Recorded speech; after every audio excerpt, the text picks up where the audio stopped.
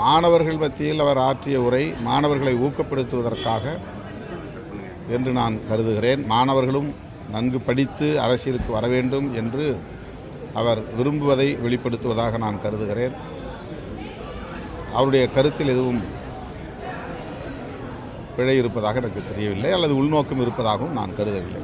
கள்ளச்சாராய விபத்தில் கள்ளச்சாராயம் சாப்பிட்டு இறந்தவங்களுக்கு 10 லட்ச ரூபா கொடுக்குற தமிழக அரசு சிவகாசி வெடி விபத்திலே பந்துவார்பட்டியில் நடந்த வெடி விபத்திலே பாதிக்கப்பட்ட 4 குடும்பத்தினருக்கும் தலா 10 லட்சம் ரூபாய் இழப்பீடு வழங்க வேண்டும் என்று விடுதலை சிறுத்தைகள் கட்சியின் சார்பிலே தமிழக அரசுக்கு நான் வேண்டுகோள் விடுக்கிறேன்.